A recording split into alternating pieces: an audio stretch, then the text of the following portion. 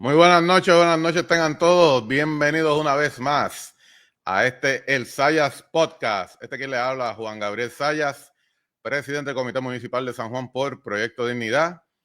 Hoy es miércoles 24, 23, 23 de abril de 2025. Hoy cumple uno de mis amigos, así que me disculpa que se me olvidó su nombre, a Fonso Román, alias Fonsi.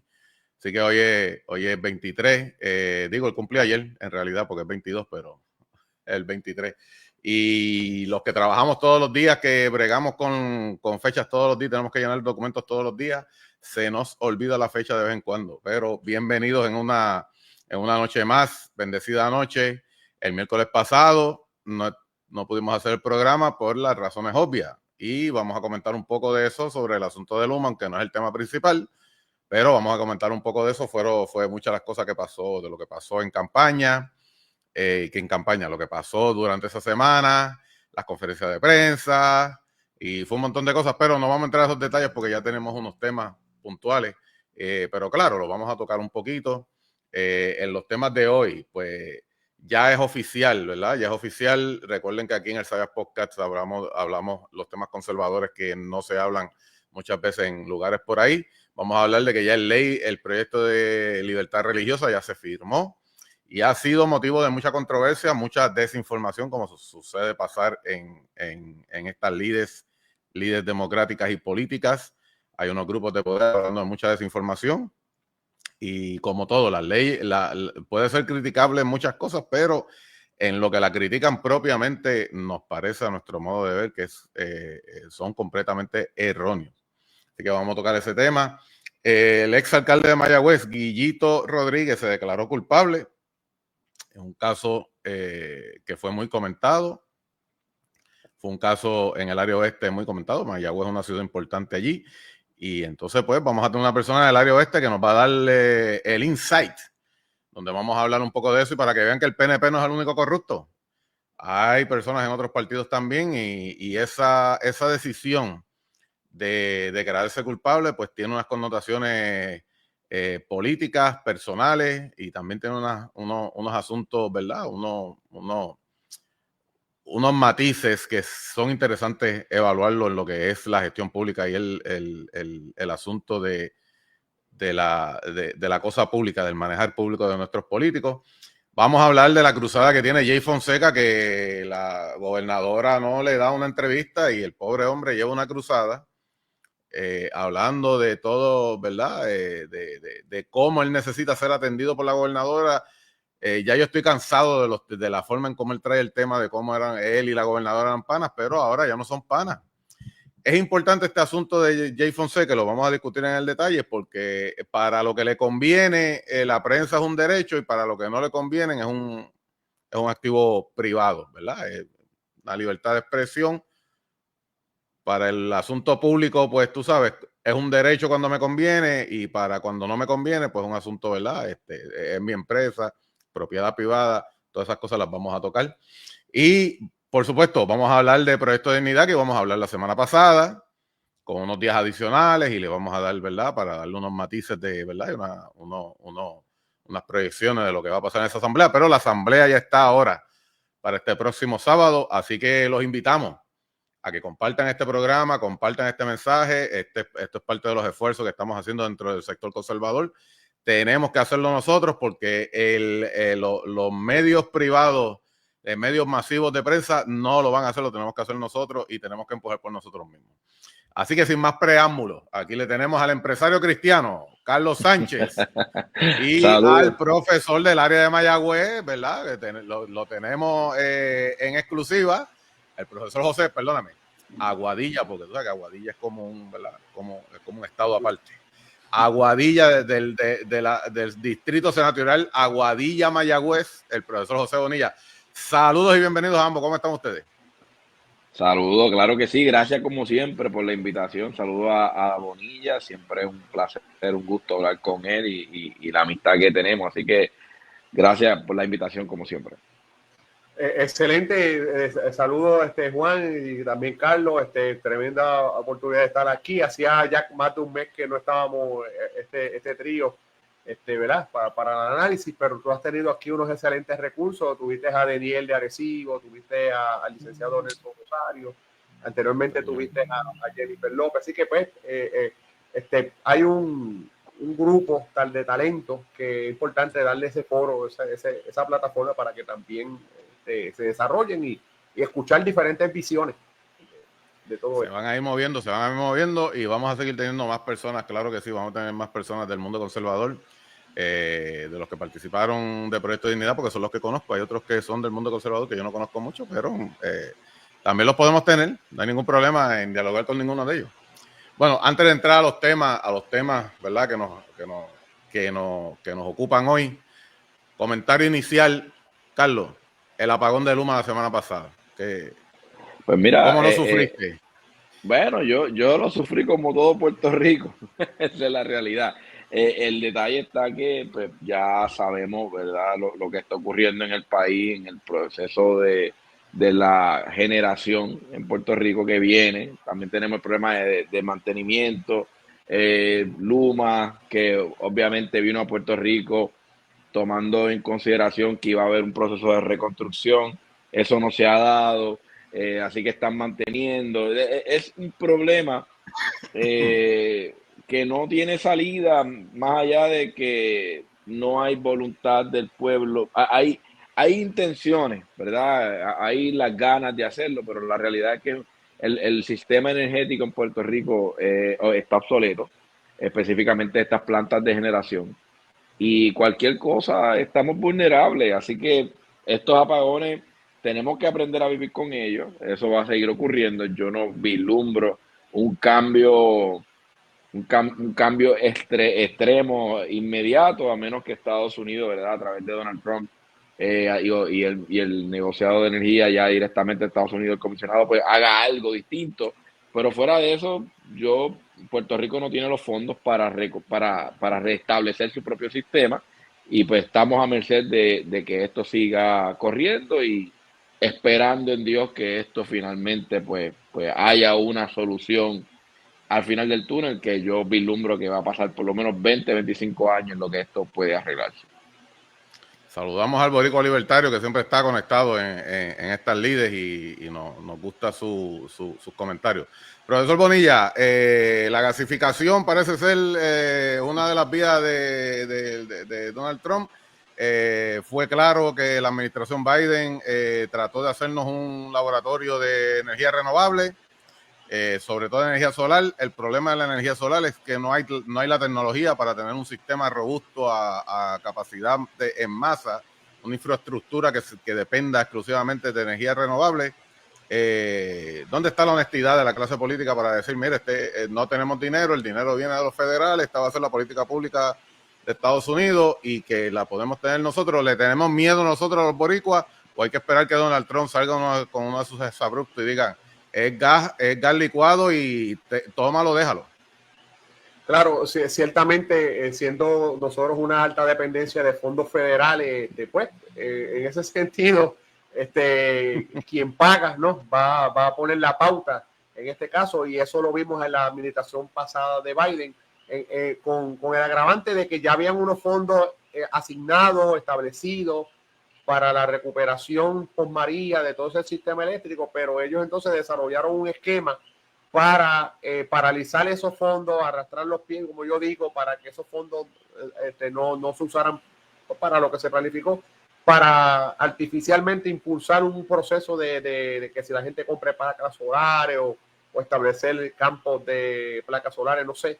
El problema de todo esto es que como estudioso de la economía, usted sabe que siempre en esto de las inversiones a nosotros nos gusta hablar del concepto de diversificación.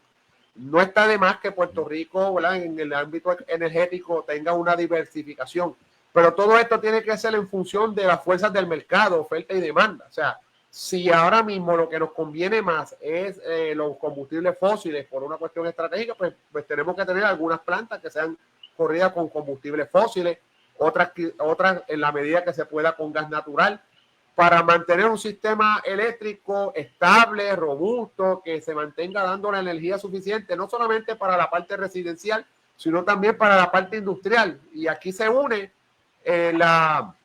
esta oportunidad que hay con las medidas de Trump de arancel y unas cosas para, entre otras cosas, traer operaciones americanas en otros países, principalmente en China, al mainland, a Estados Unidos. Y Puerto Rico debería estar en primera fila en ese proceso, pero tenemos el talón de Aquiles de la inestabilidad del sistema eléctrico. O sea, tristemente estamos en una gran oportunidad, pero nuestro sistema eléctrico es un factor que van a tomar en consideración, un factor súper importante porque es la energía para mover toda esta industria y las cosas. Entonces, nosotros, claro, nosotros estamos, yo estoy de acuerdo con energía renovable y siempre se habla que nosotros al estar en el trópico es uno de los lugares donde da más sol, donde más el año abunda el sol y las cosas. Pero en los sistemas solares, por ejemplo, los sistemas eólicos, son sistemas intermitentes porque hay momentos en que tenemos sol, pero hay momentos que no hay sol. Hay momentos que hay viento, hay momentos que no hay viento. O sea, y nosotros tenemos que tener esa combinación de diferentes, la diversificación de fuentes energéticas, ya sea a base de petróleo, gas natural. Yo creo que gas natural, creo que nuestras plantas, aunque son viejas, de los años 60 principalmente, esas plantas, si se le hubiese dado el mantenimiento que tenía que haberse dado preventivo, continuo, pero que la Autoridad de Energía Eléctrica falló por muchos años y décadas de darle esos mantenimientos porque usaba el dinero. La estructura de negocio de la energía eléctrica lamentablemente falló en ese aspecto y como también la energía eléctrica se convirtió en una corporación para meter gente políticamente hablando, ¿no? Era el lugar donde los políticos, a las personas que le daban premios de consolación por haber participado en la política, pues le buscamos siempre un puesto allí, gente que no era necesariamente competente con lo que se necesitaba para trabajar ese sistema eléctrico. Y encima de eso también recordemos las uniones, eso pidiendo estos salarios exorbitantes y las cosas, pero lamentablemente la parte del mantenimiento se descuidó de manera, y entonces uno ve tantas emisiones de bonos que ellos hicieron, tantos préstamos y unas cosas, ¿a dónde se fue ese dinero? Porque tampoco se usó para el mantenimiento. Entonces, todo este revolú, toda esta ensalada nos trae a donde estamos. Estamos en un entrampamiento donde no sabemos cómo salir. La realidad es que se necesita muchos millones de dólares para salir de esto. Hay alternativas también, por ejemplo, plantas nucleares que tampoco se quiere mirar eso. O sea que es cuestión de sentarnos a la mesa, mirar todas estas alternativas y, claro, buscar lo que sea más costo efectivo, diversificado, pero no empujarnos una agenda, por ejemplo, esa verde, ahí a la cañona, ¿no? El que quiera comprar. Sí, porque si malo era el cartel del petróleo, pues malo va a ser el monopolio de la plaga verde, ¿verdad? Sin duda alguna, sin duda alguna. Sí, mira, yo vi hace poco un clip del senador Kennedy que decía, él le hacía las preguntas a unos profesores, ¿verdad?, que están hablando del calentamiento global, y yo no voy a entrar en el tema si eso es cierto o no, pero era cómico como él le decía, pues dígame sobre sus estudios, ¿cuánto le costaría al pueblo de Estados Unidos trabajar con el calentamiento global en base a las recomendaciones que usted ha dado?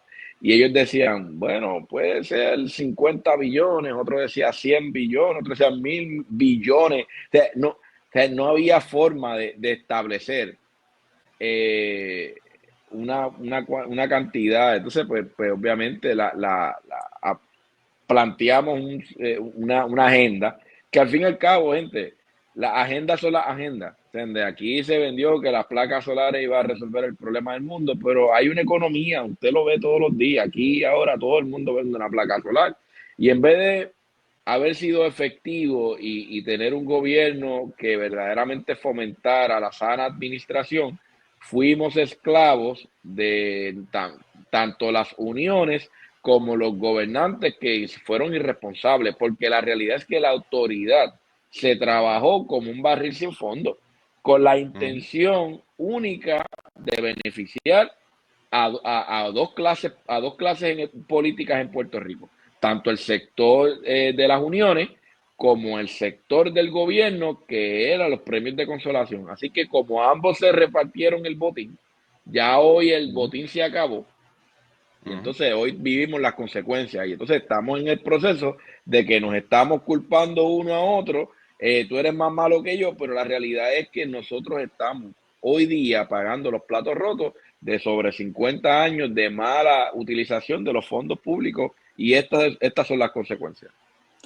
Dice el boricua libertario ahí en uno de los comentarios, dice que buena oportunidad para bajar el gasto público y robustecer el sistema eléctrico con lo que se ahorra. Y pues eso no hay que ser un economista, ¿verdad? Ni un CPA contable para entender ese concepto. O sea, hay que saber sumar y restar y saber vivir, ¿verdad? Saber sacar de un lado para sacar donde verdaderamente hace falta.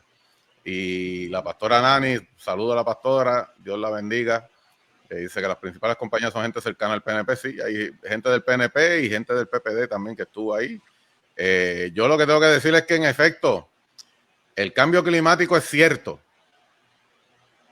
Lo que no es cierto es que hay que crear una compañía o un ente mundial socialista donde nos va a quitar impuestos a todos los que trabajamos para trabajar el cambio climático, porque el cambio climático, las placas tectónicas se van a seguir moviendo, tú sabes, eso no hay manera de detenerlo. Y por ejemplo, en el Caribe, pues no hay plantas masivas que estén ensuciando el ambiente. La mayoría de las plantas masivas, ¿dónde están? Están en China, en Japón, en la India, ¿sabes?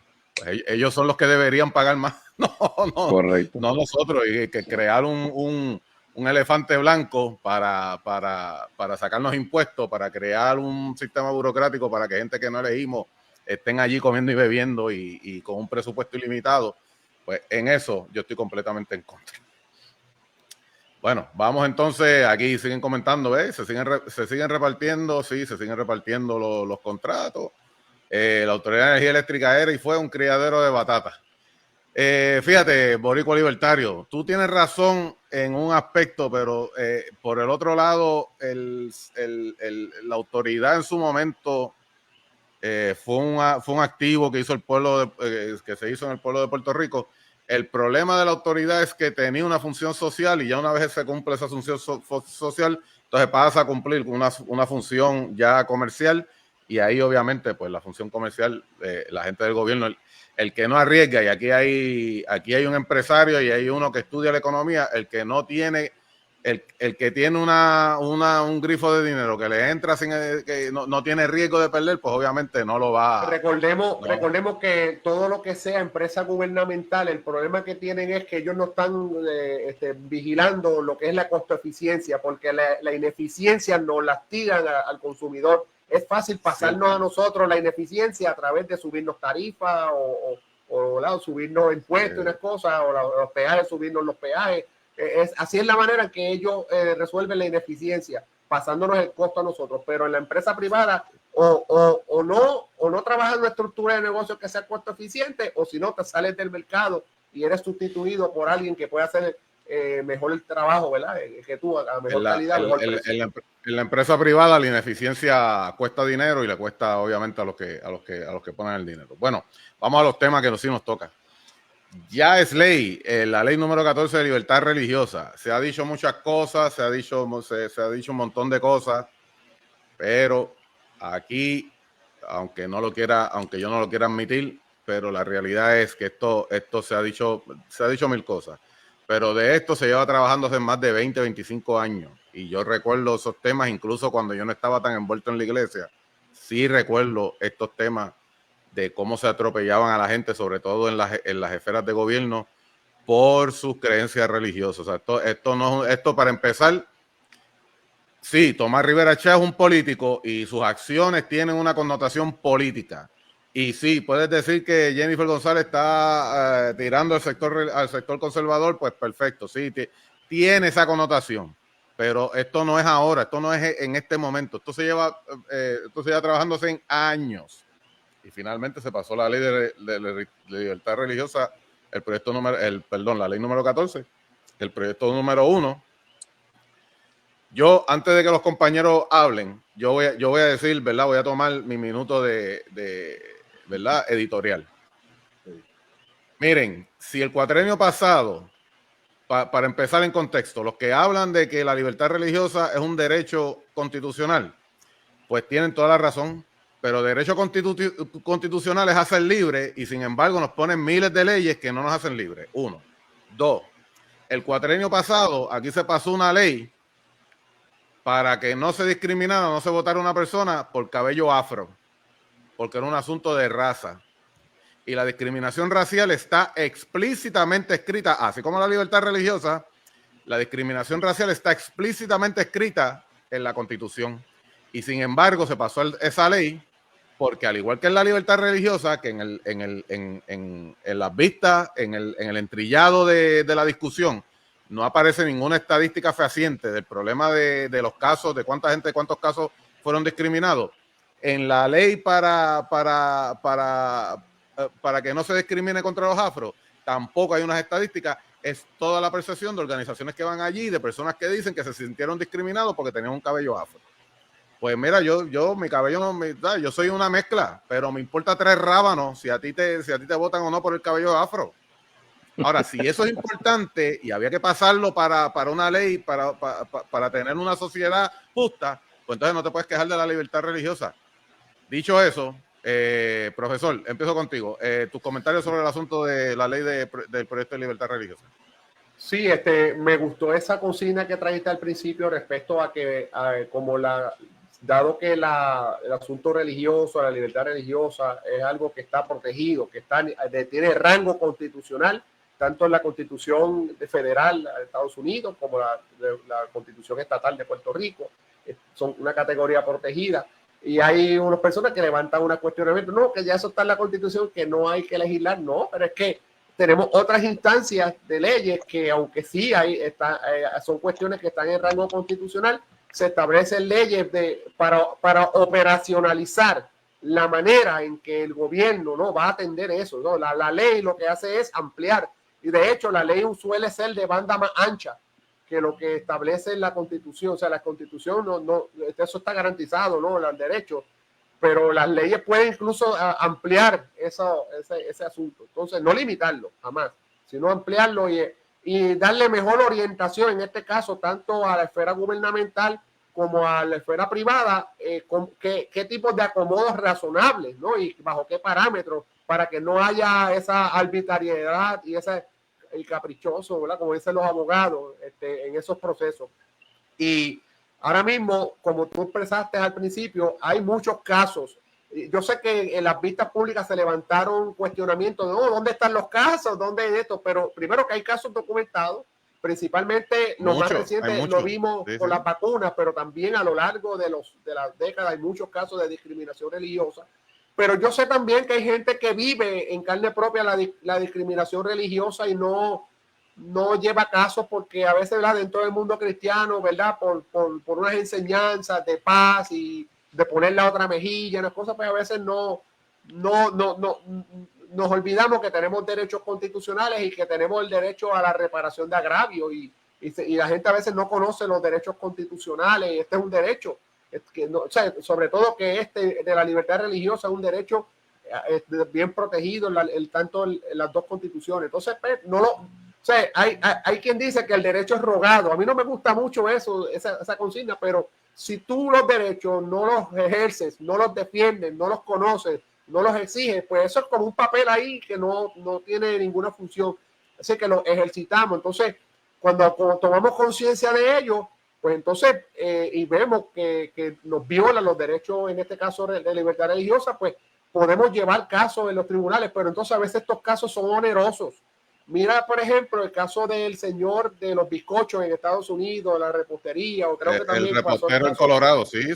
Claro, terminó ganando el caso a nivel del Tribunal Supremo, o sea, pero perdió su negocio porque todo lo que tuvo que incurrir en gastos legales para defenderme. Y lo bueno de esta ley, entonces hay algo importante, porque dice, no, que incluso yo he visto gente hasta de nuestro lado conservador criticando la ley. Pero es que ahora mismo a nivel federal hay una RAFA, que es de Religious Freedom Act, ¿sabes?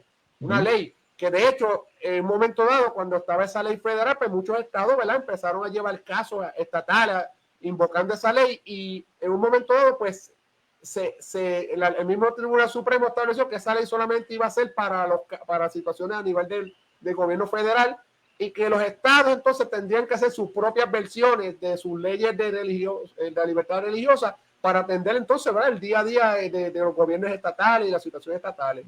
Y entonces ya más de 20 estados, yo creo que Puerto Rico viene siendo como el 21, 22 o algo por ahí, que ya tienen una ley de ese tipo. Yo creo que la de Puerto Rico es una de las más avanzadas. Yo, por lo poquito humildemente que he estudiado el tema, la ley de Puerto Rico de libertad religiosa es de las más avanzadas. Entonces, estas son cositas que la gente o desconocen o, como yo digo, ignorancia u oportunismo de algunos casos que a lo mejor saben, pero se hacen los que no saben para criticar y tirar por la borda. Pero yo entiendo, yo no tengo mayores contenciones con la ley. Y de hecho, lo que sí tenía en su momento cuando estaba a nivel de proyecto era con la cuestión de la ambigüedad con el asunto de la vacunación, que me toca directamente, pero eso se resolvió.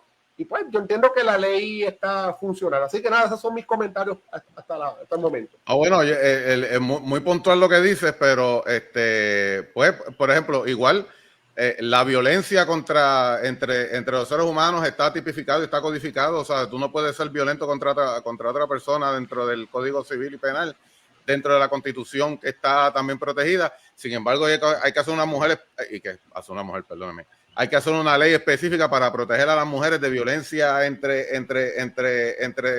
matrimonios, precisamente porque pueden haber casos donde entonces el derecho constitucional a que a ti no te ataquen violentamente, pues tiene, tú sabes, las sociedades tienen unas connotaciones y se utiliza para, como tú bien mencionas, para expandir el derecho que está en la Constitución. Tú me preguntas a mí particularmente, esto no sucedería si los políticos en el Estado utilizan sus leyes y las aplican como es, no como me gustaría, como es. Y entonces fuerzan esa discusión para entonces ir hacia el tribunal.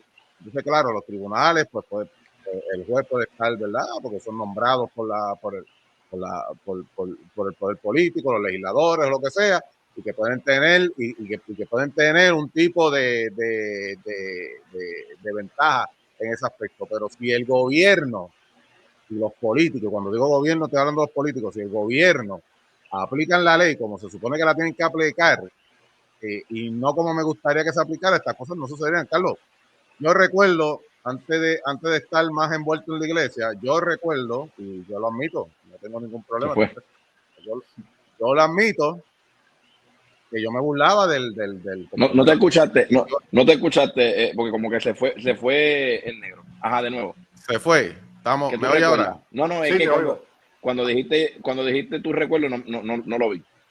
Ok. Yo recuerdo, y voy a recapitular otra vez, yo recuerdo y admito que antes de yo estar en el mundo, más envuelto en el mundo religioso, yo me burlaba de compañeros religiosos que iban a su escritorio.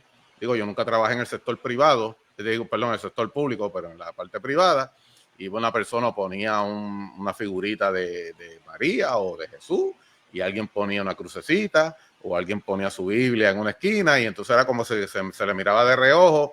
Yo recuerdo eso, ahora, claro, cuando digo burlas en el sentido de cuando uno se pone a hacer chistes coloquial, yo nunca hice una acción correctiva en favor de eso. Ahora, sí sé, porque desde el sector privado yo tenía que hacer cobros al sector público, y cada vez que yo iba a las agencias del gobierno, estaban todos los manduletes en una esquina dando chistes y demás, y el religioso estaba aislado, que parecía que estaba mirando la pared, que estaba, tú sabes, que como cuando el profesor Girafales los castigaba y los podía mirar a la pared. Eso yo lo recuerdo. ¿Y por qué aquel de allá? Porque aquel era religioso. Los policías, ¿sabes? No se pueden, ¿sabes? También lo sé, porque tengo amigos policías, tengo familiares policías, que iban a empezar un turno y no podía venir un policía a decir, mira, vamos a hacer una oración, tú sabes, porque este es nuestro trabajo en la vida, para poner nuestras vidas, y mucho policía que es religioso. Y yo diría que debería de, ¿sabes? Es una manera positiva de poder manejar ese tipo de trabajo. Y mira, vamos a hacer una oración. La ley ahora te dice que si yo quiero hacer una oración, tienen que venir conmigo los que quieran. Yo no puedo obligar a nadie. Ahora, los que quieran, venimos, hacemos una oración antes de empezar antes de empezar el turno, y un supervisor no me puede venir así, no, eso tú no puedes hacerlo. No, y eso se demonizaba. Eso no salía en la Comay, ni salía en Jay Fonseca, ni salía en ninguno de estos lugares, porque a esa gente no les interesa, porque eso no es noticia, porque eso no vende. Y el problema de lo que estaba hablando el profesor José Bonilla ahora en este momento era que estos asuntos conservadores pasan por lo bajo porque el conservador está preocupado por su trabajo, está preocupado por su familia, está preocupado por lo que le toca a él, que es uno de los principios conservadores, ¿sabes? Yo me tengo que bregar con mí mismo. Claro, los izquierdosos están todo el tiempo buscando cómo involucrar a todo el mundo. Pero tú recuerdas esos tiempos y has sufrido, tú como cristiano que llevas más tiempo en la iglesia que yo, ¿recuerdas haber sufrido de ese tipo de discriminación? Bueno, la realidad es que personalmente decir que yo he sufrido el discrimen, pues la realidad es que sí, siempre ha habido un tipo de ridiculización hacia el sector evangélico o el católico, a las personas que son más creyentes, ¿verdad? Pero yo creo que aquí, ¿verdad? Para poner en contexto, aquí la gente se le olvida cómo funciona la democracia. La democracia funciona para todo el mundo, pero también para proteger las mismas minorías. Entonces, ¿qué sucede? El problema es cuando hacen un proyecto de ley que favorece a lo que tú crees en tu idea, ¿verdad? En tu concepto de vida, pues tú crees que eso es justicia social. Pero cuando hacen un proyecto de ley que protege al otro sector, al que tú no compartes, al que tú no crees, al que tú ridiculizas o al que tú crees que es retrógrada, pues ahí están haciendo un abuso contra ¿verdad? Tu persona, contra tus ideas, contra tus valores. Y yo creo que la crítica, ¿verdad? Funciona para todo el mundo. Pero el asunto de la democracia está realizada es para proteger a todos los sectores. Entonces, el problema es que cuando tú tienes grupos que critican y dicen, no, es que el proyecto no es necesario, no es necesario para ti, no es necesario para ti porque tú no eres parte del grupo que cuando tiene una situación está siendo discriminado. Pero si yo mañana hiciera un proyecto, si mañana se levanta Lisiburgo y hace un proyecto para prohibir los matrimonios entre homosexuales, digamos que eso ocurra, pues tú vas a gritar porque ya hay unos derechos, ¿verdad?, que están protegidos y ya ellos han logrado, ¿verdad?, unos derechos, ¿verdad?, adquiridos. Así que la democracia está diseñada para proteger a todos los sectores por igual. Y entonces, una de las cosas, ¿verdad?, que quería poner en contexto, este proyecto de ley de la libertad religiosa, este proyecto fue aprobado en Cámara y Senado en el cuatrienio de Ricky Rosselló y nos olvidamos que fue vetado por Ricky Rosselló. Y vino Wanda Vázquez como secretaria de Justicia, que fue, ¿verdad?, cuando Ricky se dio cuenta de revolú, que ahí fue que se echó a la iglesia en contra. Digo, a rayos, pues entonces vino Wanda Vázquez a temperar un proyecto de ley que sigue la guía, ¿verdad?, de REFRA, ¿verdad?, que es lo que mencionó el profesor Bonilla. Pero ya cuando vino el gobierno de Pierluisi, estamos en un gobierno totalmente de izquierda, con Biden. Así que no había, y el Partido Popular en Cámara y Senado, no había espacio para un proyecto de esta magnitud. Pero este proyecto ya en el cuatrenio de Ricardo Rosselló, con Tomás Rivera Chatz de presidente, y Johnny Méndez, ¿verdad?, ya estaba aprobado. Así que cuando lo analizamos desde el punto de vista práctico, este proyecto ya iba a ser aprobado, ya este era un proyecto que era fácil. Hicieron el wording, ¿verdad?, que la senadora Joel Rodríguez Bebe levantó esas enmiendas tomando en consideración, ¿verdad?, escuchando al sector, ¿verdad?, especialmente conservador. Pero la realidad es que nos olvidamos, y este es el problema que tiene el puertorriqueño hoy día. Nos metemos en nuestro propio círculo, en nuestra propia idea, y pensamos que mi problema es el único mío, pero el problema tuyo lo perdemos. Y yo creo que algo que trae este proyecto, y yo no soy fanático de Tomás Rivera Chatz, ¿verdad?, pero algo que trae este proyecto es que protege las libertades del individuo, independientemente de cuál sea tu creencia, porque este proyecto protege también a esos sectores. Si mañana los sectores de izquierda se inventan una religión para adorar las plantas, pues también están protegidos. Entonces, no está exclusivamente diseñado este proyecto para proteger a un sector nada más. Que es que nos molesta porque el sector cristiano. Mira, yo me río cuando yo escucho argumentos que dicen, mira, es que se quieren favorecer con el sector religioso. Pues, ¿qué hacemos? ¿Cogemos al sector religioso, los metemos en un bote y les prendemos fuego? Entonces, yo no entiendo esta cuestión, porque entonces cuando hay grupos que hacen proyectos de ley para favorecer sectores de izquierda, en términos ideológicos, en asuntos de feminismo, en asuntos de homosexualismo, del tema del aborto, son los mismos grupos que dicen es una ley de avanzada. Entonces, es la cuestión de que la intolerancia, y esto es importante que el sector conservador tenga que ya se quite la venda de los ojos de que nosotros tenemos que dar esta cuestión de dar la otra cara de la mejilla.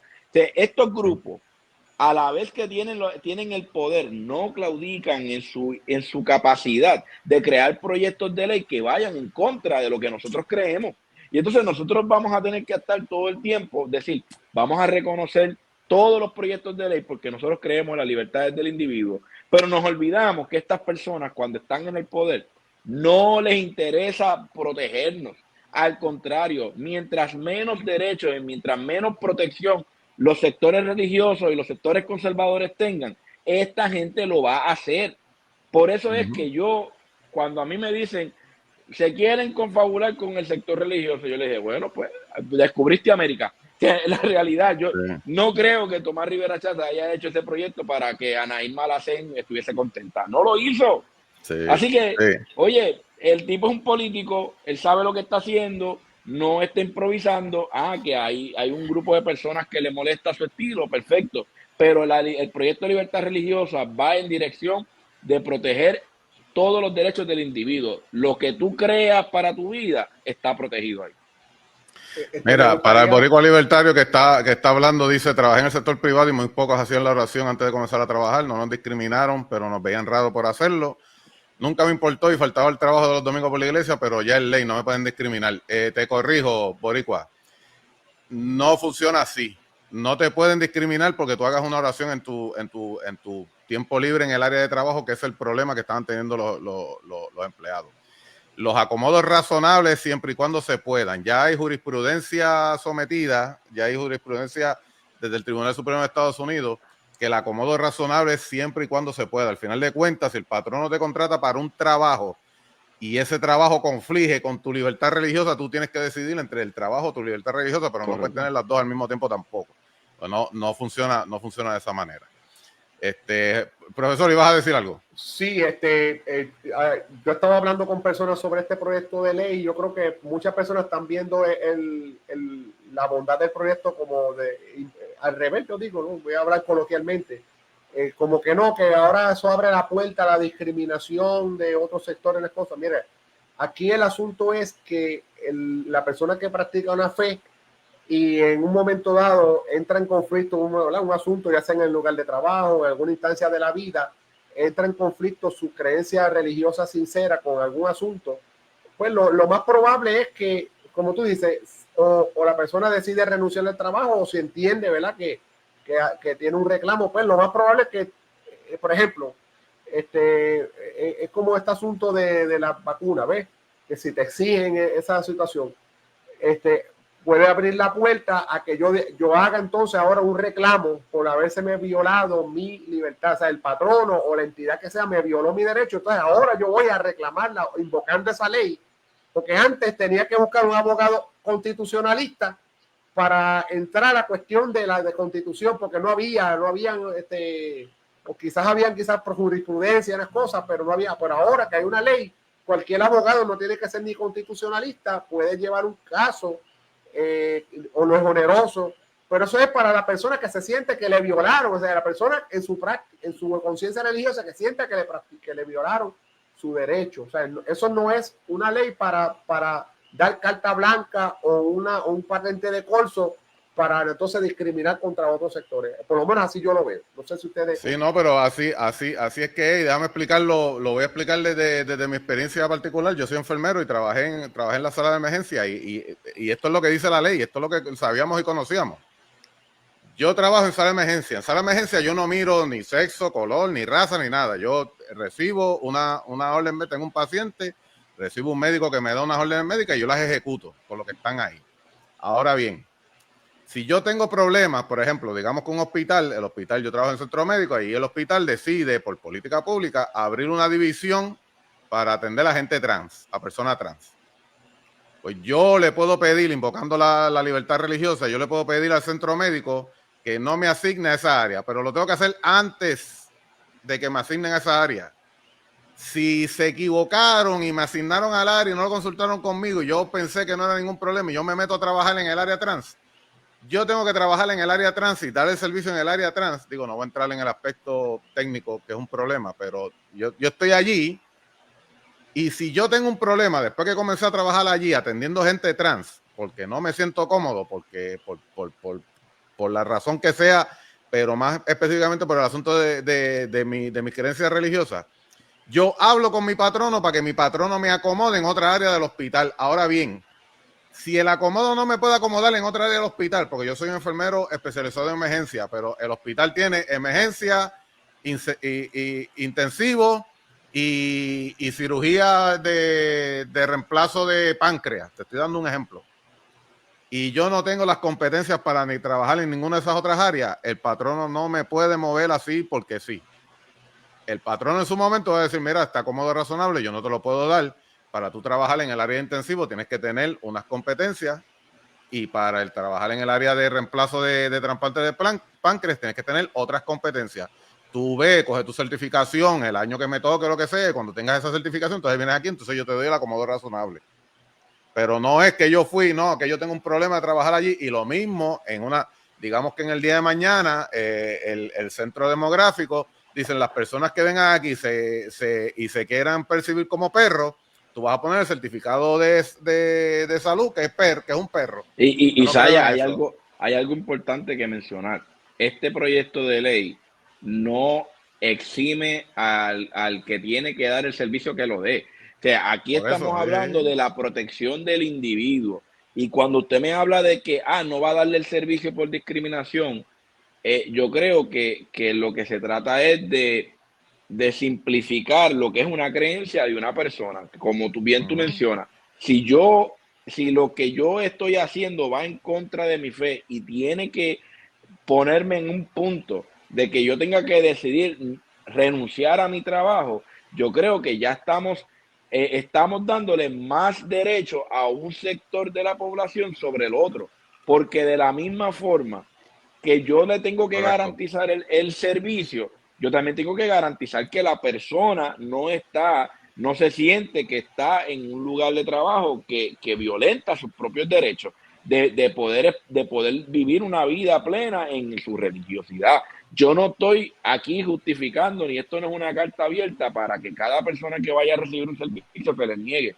Esto es solamente una protección a la persona que su convicción le impide poder trabajar en eso. Pero como bien tú dices, si la persona no tiene la capacidad de tener un acomodo razonable porque no está capacitado para eso, pues la persona tiene que decidir abandonar su empleo si es que no Exactamente. si no Sí. se siente cómodo con dar el servicio. Y Pero lo el que va a servicio tiene pasar que es, darse. el servicio tiene que darse. Lo que va a pasar también es, digamos, que yo estoy en la sala de emergencia y llega una persona trans que es biológicamente mujer, pero se ve como hombre, y me dice, yo quiero un examen de próstata, y cuando yo le diga, y cuando yo vea que es mujer, yo le voy a decir, no te puedo hacer un examen de próstata porque eres mujer, no me puede demandar porque yo le dije que es una mujer, porque, ¿sabes? Eso es parte de esa situación. Bueno, debimos haber hecho un programa nada más para eso, porque se nos ha ido el tiempo. Está bueno el tema. Bueno, vamos al otro tema. El ex alcalde de Mayagüez, Guillito Rodríguez, se declaró culpable de los cargos de corrupción o de los cargos de malversación de fondos a los que se le acusó. Le voy a dar la deferencia al profesor José Bonilla, que es del distrito senatorial Aguadilla, Mayagüez, para que no se me ofenda a nadie. Sí. Profe, tus impresiones sobre esta noticia sobre la renuncia del... déjame ponerlo en contexto. El alcalde de Mayagüez fue acusado de utilizar unos fondos que se asignaron para un hospital de trauma en Mayagüez, utilizó para un sistema de inversiones que no dio las inversiones que requerían y ese dinero se perdió. Bonilla. Pues, gracias por el privilegio personal de más estar, sí, ¿verdad? ¿verdad? Para los que los que no me conocen, yo fui el candidato por el proyecto de unidad al Senado por el distrito Mayagüez-Aguadilla. Nosotros tenemos la particularidad acá que somos el único distrito que usamos 2 pueblos. Los demás distritos senatoriales es un solo pueblo: San Juan, Bayamón, Carolina. Y después dicen que Ponce es orgulloso. Pero entonces, acá tenemos la situación y yo tengo que usar Mayagüez-Aguadilla porque hay un orgullo, ¿verdad?, de los aguadillanos. Porque antes también si tú buscas la Constitución, originalmente Aguadilla era un distrito senatorial. Correcto. Y Mayagüez otro. Después hubo en los años 70 una redistribución y los unieron a los 2, y los aguadillanos no aceptaron eso, y es Mayagüez-Aguadilla. Entonces, pues fíjese, el exalcalde Guillermo Rodríguez, que mejor conocido como Guillito, un alcalde de muchos años, de más de casi 30 años, en la poltrona municipal de Mayagüez. Obviamente él sale en el 2022, si no me equivoco, lo suspende. Lo suspenden. Creo que lo suspenden, ¿no? Y eventualmente pues tiene que él renunciar, y entonces su vicealcalde, que es el actual alcalde de Mayagüez, que revalidó, ¿no? Fue a las elecciones y fue electo, pero que en aquel momento era el vicealcalde, pues asumió la rienda del pueblo, creando, ¿verdad?, una situación inédita, ¿verdad?, tanto en la historia de ese pueblo como una conmoción completamente en el distrito, siendo Mayagüez un importante pueblo del distrito de Mayagüez-Aguadilla. Guillito, en su momento, ¿no? Él llegó a ser representante por el distrito 19 de Mayagüez. Creo que fue un escaño como a finales de los 80, de ese cuadrenio del 88 al 92.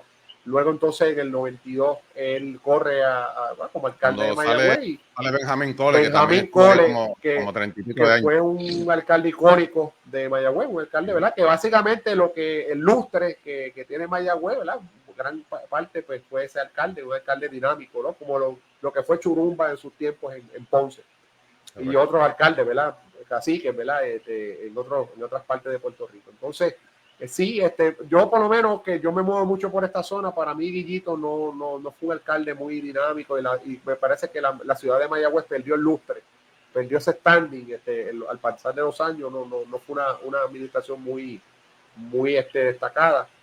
Es lamentable esta situación que pasó, porque y aquí yo tengo que estar este asunto de las leyes, de la ley esta que permite a los municipios hacer ciertos negocios, hacer entidades comerciales, porque precisamente el génesis se da en eso. Ellos crean una corporación municipal para hacer inversión de mejora de infraestructura, una corporación que se llama MEDI, que es Mayagüez Economic Development Incorporado, ¿sabes? Una entidad municipal, ¿verdad?, sin fines de lucro, con fines de lucro. La situación es que estos 9 millones que se asignan para el asunto del centro de trauma, que eso es otro tema aparte. Si Sayas, tú trabajas en el área médica, y tú puedes saber que 9 millones de dólares para un centro de trauma, yo creo que eso no para mí, ¿verdad? Yo de lo poco que conozco, eso o sea, un centro de trauma, tú necesitas 24/7 unos especialistas bien particulares en neurocirugía, ortopedia, sala de emergencia, emergenciólogo. Es una operación bastante cara. Yo sé que estos asuntos de los centros de trauma tienen unas categorías, categoría 1, categoría 2, categoría 3. Yo no estoy claro qué categoría era lo que se aspiraba en Mayagüez. Y yo sé que nosotros en el área oeste adolecemos de algo así, de lo que es un centro de trauma, o lo más cercano a ello, porque somos el distrito más distante a la zona metropolitana. Y el centro médico de Río Piedra.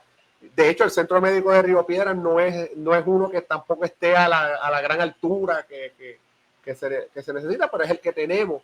Y en la distancia de nosotros a San Juan, aunque seamos una isla de 100 por 35, poco más de 100 por 35, como quiera, por la topografía de Puerto Rico, por las carreteras, son una ruta de 2 o 3 horas que hacen la diferencia entre la vida o la muerte, o entre una persona perder un órgano o perder un miembro, ¿verdad?, un situación de trauma. Así que esos son los elementos que están sobre la mesa aquí. Y sí, ciertamente el caso es notorio por el tipo de esquema, que un dinero que era para algo tan noble, tan importante, un servicio esencial que es la parte de salud y de un centro de trauma, se pone a través de esta corporación.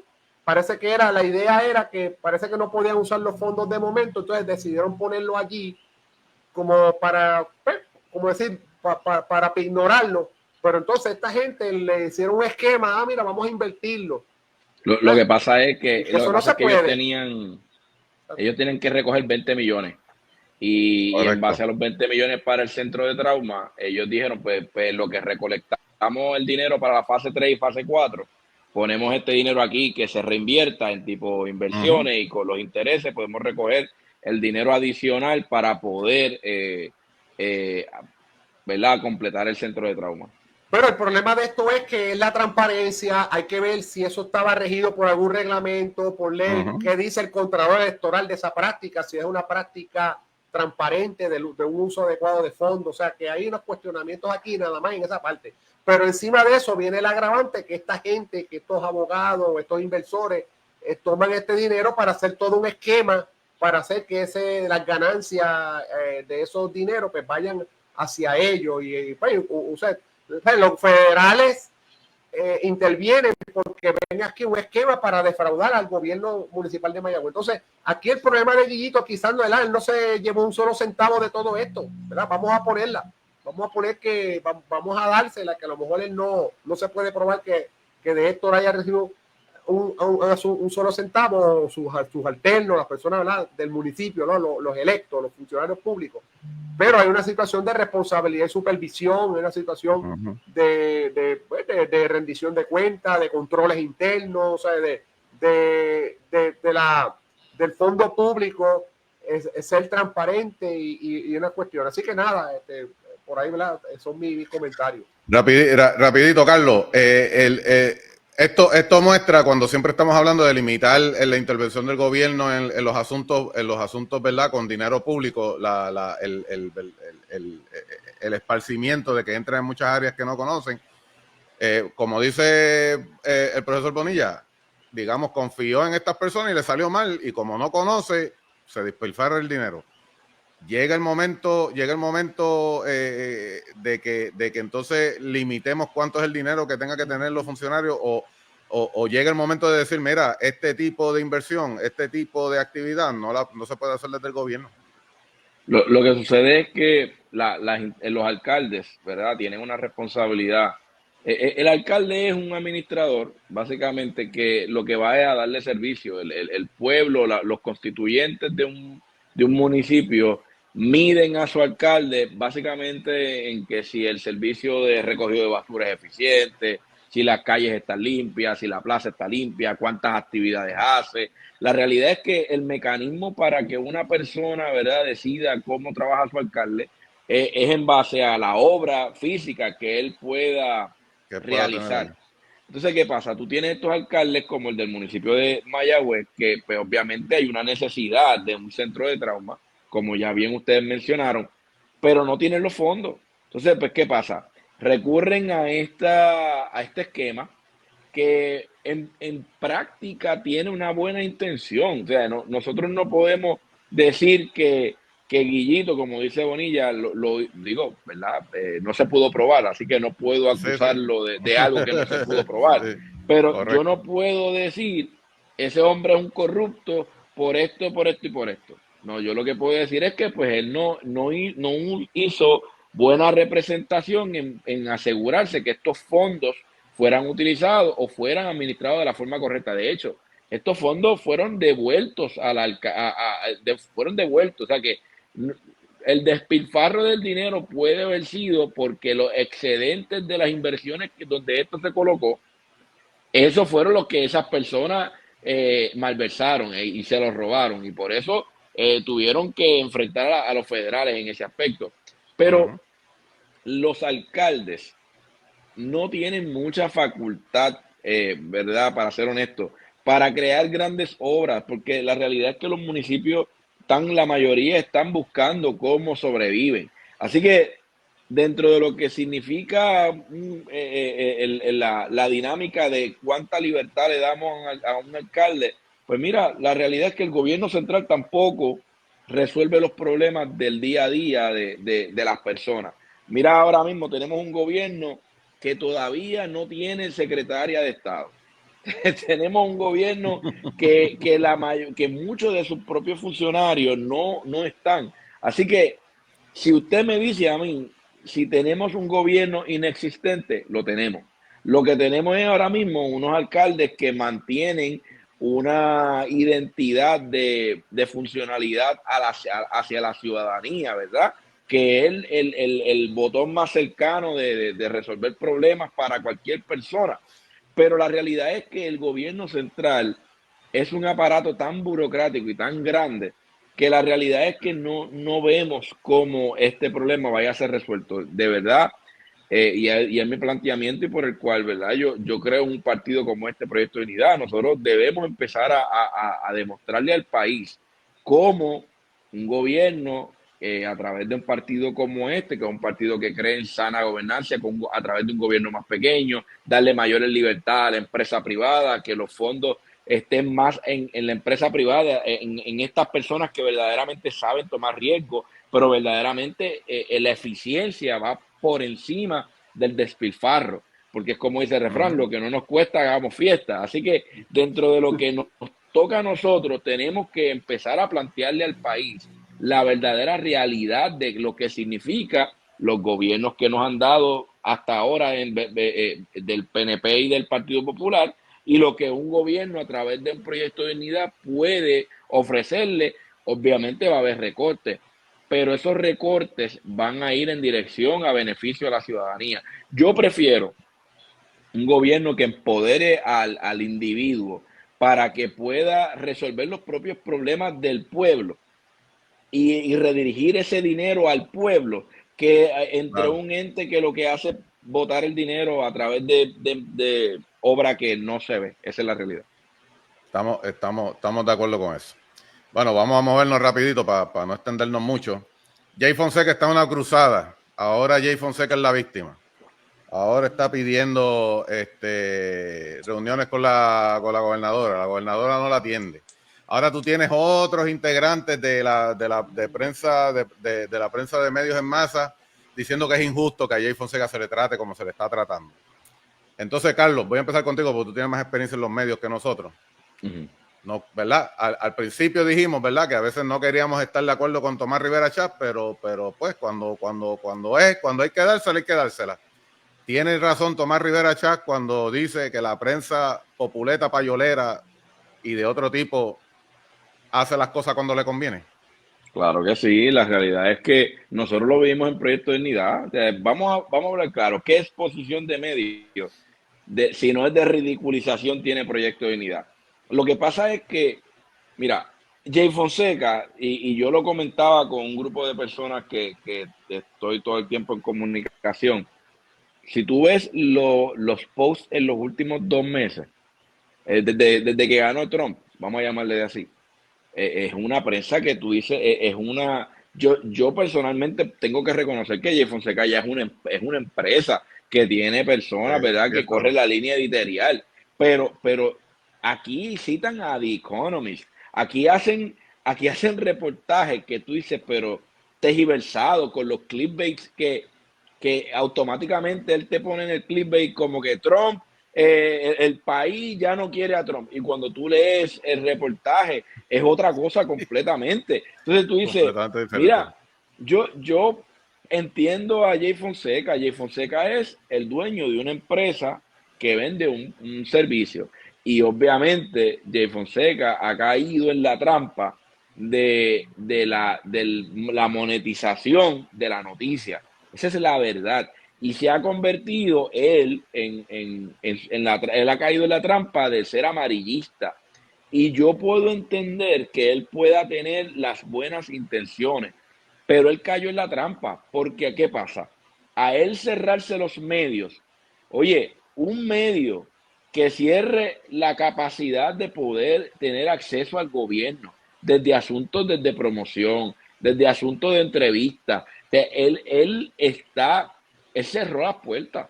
Por eso es que los medios son bien cuidadosos de sus líneas editoriales, porque si tú eres demasiado a favor del gobierno, pierdes credibilidad. Pero si eres demasiado en contra y todo lo que tú reportas es negativo, pues entonces te pierdes también credibilidad. Y eso es lo que le ha pasado a Jay Fonseca. Él cayó en la trampa y ahora mismo él está en una posición donde él lo que le queda es gritar, porque ya él lo único que tiene es, pues mira, pues ya la gobernadora me puso el aparato gubernamental encima. Ya yo no tengo capacidad de monetización a través de la venta de la noticia producto de lo que tiene que ver noticia del gobierno, porque el gobierno no se lo va a permitir, pues entonces me convierto en el otro extremo. Entonces, caes en la trampa, que es lo que le pasa en Estados Unidos a CNN. CNN perdió toda la credibilidad que tuvo en muchos años. Yo recuerdo que cuando yo Completo, era sí. más joven, CNN era, fíjate, La eminencia. la eminencia. De hecho, yo recuerdo cuando ridiculizaban a Fox News y hoy día se ha convertido en el medio más respetado. Entonces, cuando tú lo analizas y tú dices, pues CNN es lo que le está pasando a Jay Fonseca. CNN, sus números están en el piso, tienen problemas económicos serios y es producto de cuando tú te vas a los extremos. Y la realidad es que pues esta guerra que él tiene fue autoprovocada, porque Jay Fonseca, Sí. con su afán de que los datos son los datos y que él siempre tiene la razón, pues él cayó en la trampa de que esto es un negocio.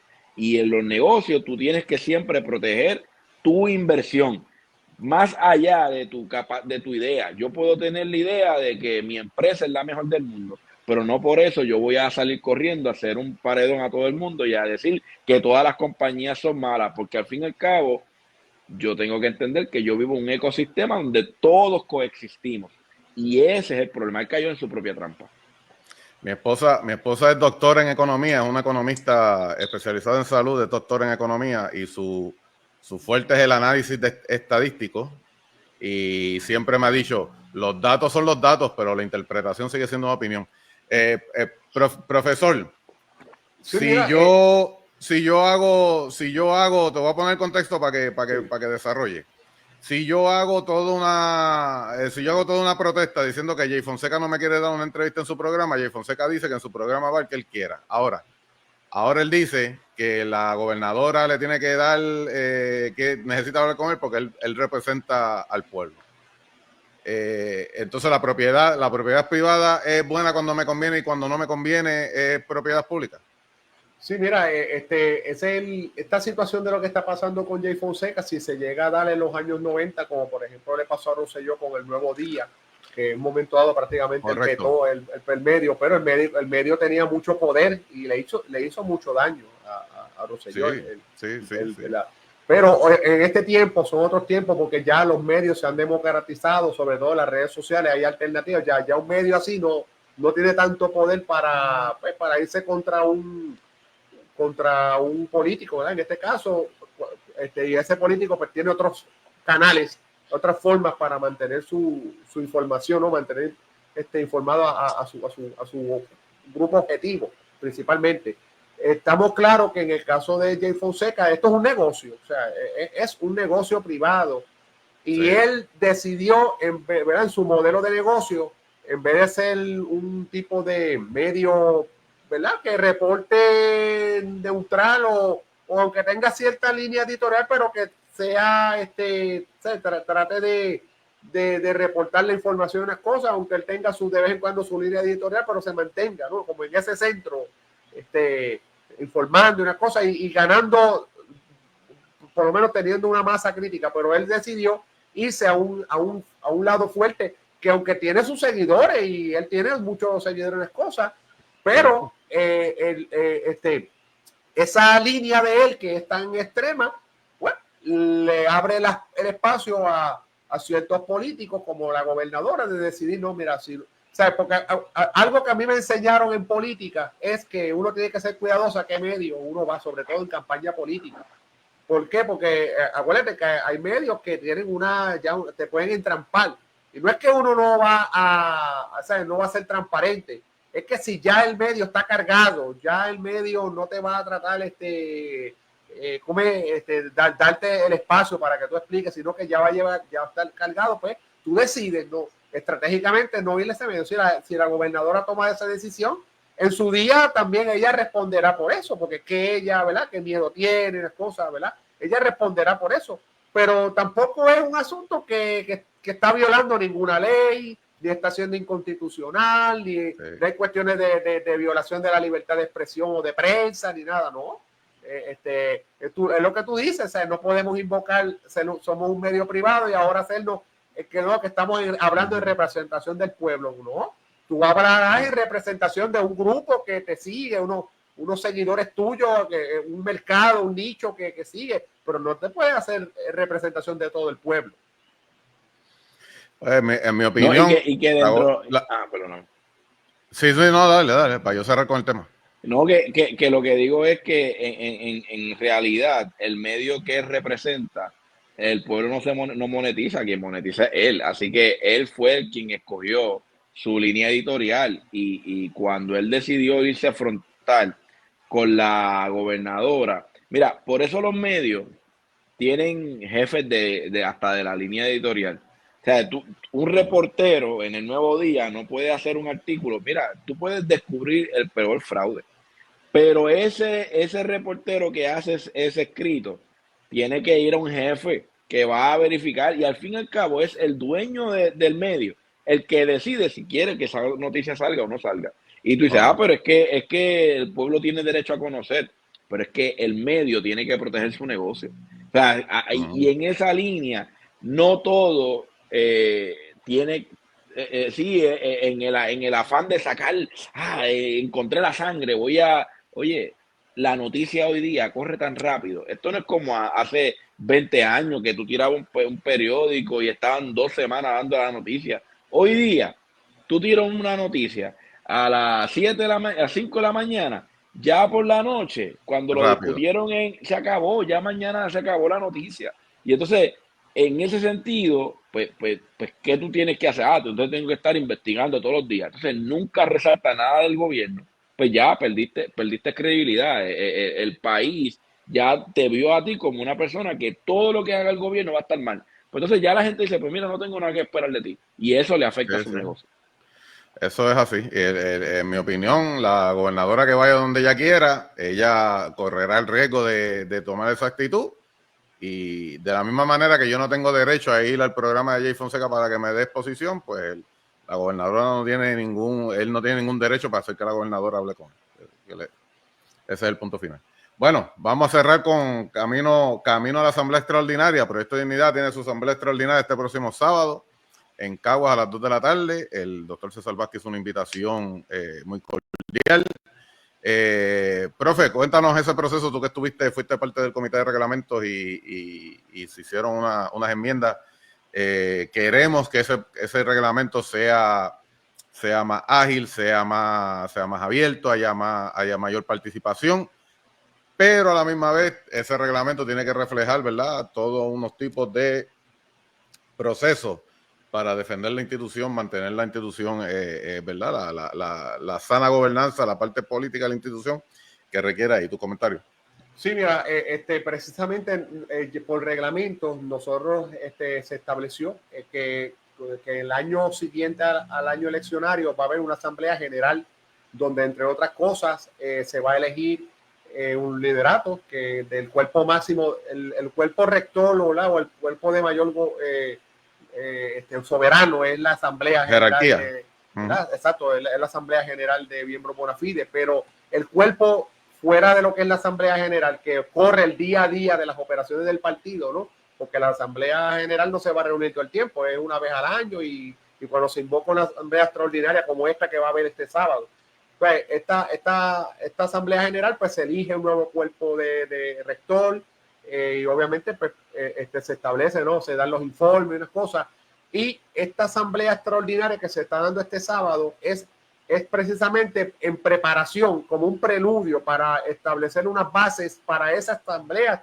general que está pautada para agosto, pero que esta asamblea extraordinaria se van a atender unas cuestiones importantes de reglamento muchas enmiendas que ya venían corriendo desde el ciclo anterior, que estaban ahí acumuladas, pero también como parte de este proceso que pasamos de elecciones y el ciclo electoral anterior, pues nos dieron las enseñanzas que había que atemperar algunas cuestiones del reglamento para el próximo ciclo.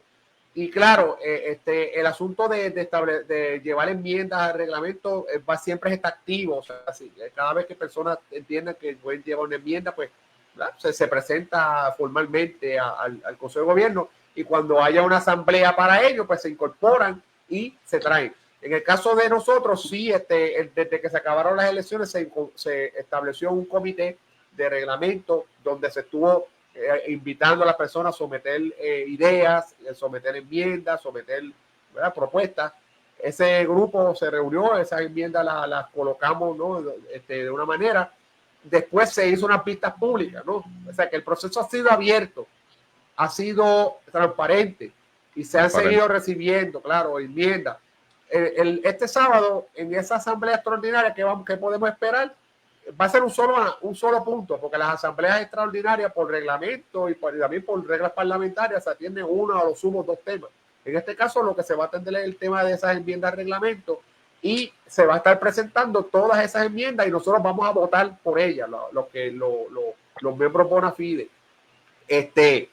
Yo sé que parecería que hemos estado silentes, ¿verdad? Mediáticamente no se oye mucho de nosotros, pero hemos estado trabajando en el trasfondo como las hormiguitas, y yo sé que después de este sábado va a haber un antes y un después. Vamos a coger un impulso para los próximos meses, porque precisamente en estos próximos meses va a ser el periodo donde personas interesadas en correr como líderes para el nuevo Consejo de Gobierno, pues se van a poner a la disposición a ser evaluados, y en su momento, ¿verdad?, si pasan todo el cresol, serán presentados en la asamblea en agosto, y esperamos que de esa asamblea en agosto salga un nuevo liderato que atemperado el tiempo, junto con ese esquema de nuevo reglamento, y nos lleve a un proceso de un nuevo ciclo electoral donde avancemos como institución, nos mantengamos la pertinencia, nos mantengamos insertados en el debate público puertorriqueño, y entendemos, ¿verdad?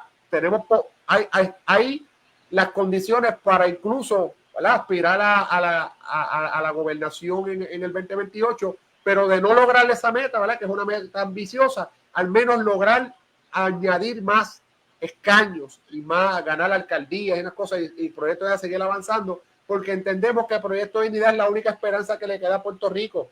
Ya los partidos tradicionales están desgastados, ya no tienen un norte, ya dieron lo que iban a dar, si lo dieron, ya no están simplemente para llegar a los puestos de poder por el poder mismo, ¿sabes? Pero Proyecto de Unidad es esta única colectividad política con personas que no somos parte de ese establishment político, y que lo que queremos es rescatar ese gobierno para devolvérselo a la gente. Carlos, ¿cuáles son tus expectativas para esta asamblea del próximo sábado? ¿Qué esperas de ella? Mira, yo hice un escrito hoy que básicamente se llamaba ¿Hacia dónde realmente vamos? Y cuando hablo de eso, hablo hacia dónde como partido nosotros nos dirigimos. Y hemos sufrido en este periodo, desde que se acabaron las elecciones hasta, vamos a llamarle hasta hoy, hasta el presente, un sinnúmero de críticas. En un momento yo también fui parte de ese grupo que fiscalizó. O sea, eso yo no voy a exhibirme, porque la realidad es que la indignación es producto ¿verdad?, de la sorpresa que para muchas personas significó los resultados de estas elecciones. Y la realidad es que en el proceso de transición hay decisiones que tomar, hay cosas que tienen que ocurrir, hay acuerdos que se tienen que honrar. Y la realidad es que pues eso crea un tumulto de situaciones que pues obviamente en el proceso todo el mundo tiene su opinión, todo el mundo tiene su capacidad de verdad de estar de acuerdo o en desacuerdo con lo que se haya hecho.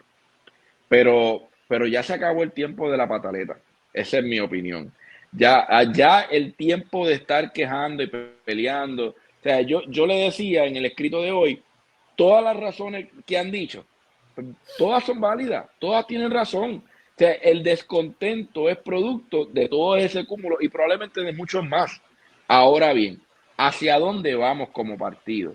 hacia dónde vamos como institución. ¿Qué líderes queremos para el partido? ¿Qué líderes queremos para los próximos 4 años? Queremos personas que vengan a trabajar.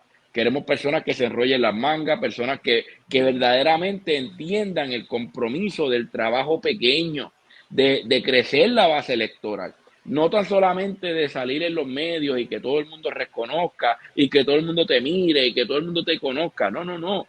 En lo que, mira, yo le comentaba a un líder ayer que yo recuerdo cuando yo era niño que Pedro Rosselló se sentaba en la mesa de casa de mis abuelos en Llorén Torres a almorzar con mis abuelos. Y tú dices, ¿qué? Mire, señor, Pedro Rosselló, siendo gobernador, hacía eso con los líderes. Y usted dirá, diadre, pero mire, mi hermano, si había alguien que era PNP clavo pasado, eran mis abuelos. Y esa gente iban a las escuelas y peleaban los votos y peleaban con los populares del barrio. Eso era, oye, pero los líderes inspiraban y hacían el trabajo para que su base electoral estuviese ahí. Y ese es el trabajo que los líderes de Proyecto de Dignidad tienen que hacer. Si nosotros queremos ser relevantes en el país, nosotros tenemos que empezar a hacer trabajo invisible, el que nadie reconoce, el que nadie sabe que tú hiciste. Porque el mayor valor y el mayor activo que un partido político tiene es su base.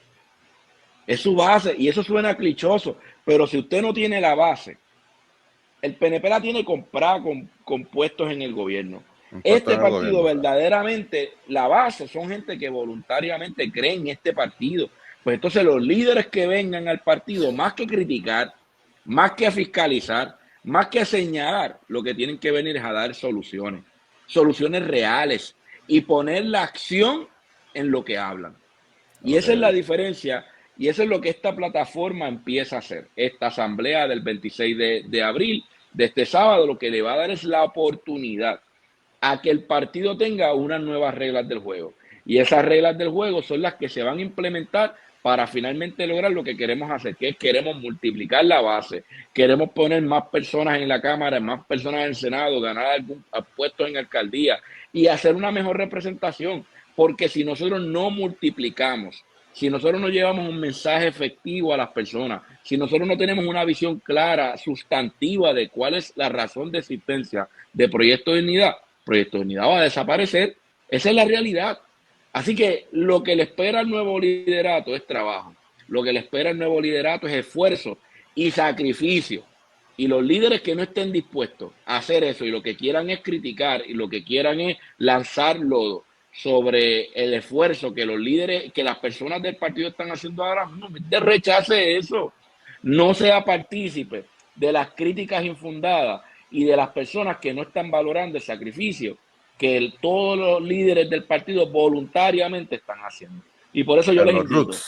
Sí, claro, por eso es que yo digo que el 26 de abril usted llegue allí, usted esté contento, esté en desacuerdo, usted esté lo que sea, llegue. Usted verá un partido que está unido y que después del 26 nos vamos a mover hacia un nuevo liderato y vamos a hacer lo que hay que hacer para que podamos ser opción para este país en el próximo cuatrenio. Hablaba yo con una persona, un familiar mío, sobre, ¿verdad?, el liderato que tenemos ahora versus el liderato de antes. Y es precisamente eso que tú estabas mencionando. El liderato de antes no tenía ningún problema en sentarse a una mesa, no tenía ningún problema en ir a una actividad, a una marquesina, no tenía ningún problema en sacarle su tiempo para irse a quedarse en un campo con cualquier persona. Porque ese trabajo que valida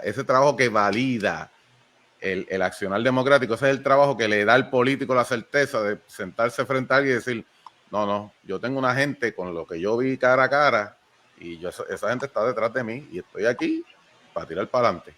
Y entonces eso se nos ha quedado en la clase política. Bueno, mi gente, yo creo que con eso ya, ¿verdad?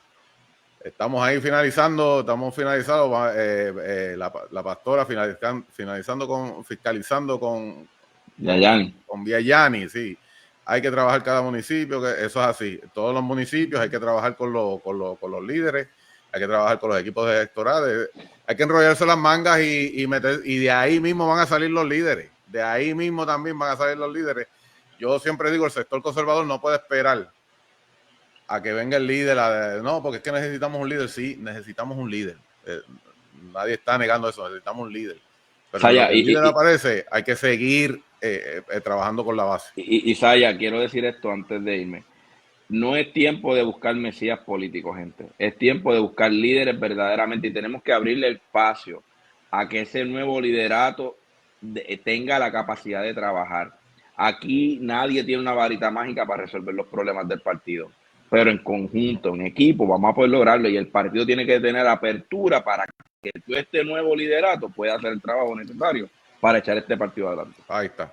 Profesor Bonilla, últimas palabras. Nos vamos. No, como siempre, pasamos muy bien este tiempo analizando. Yo sé que se quedan muchas cosas por considerar, pero siempre por lo menos lo importante es que la gente mantengamos este tipo de espacio abierto.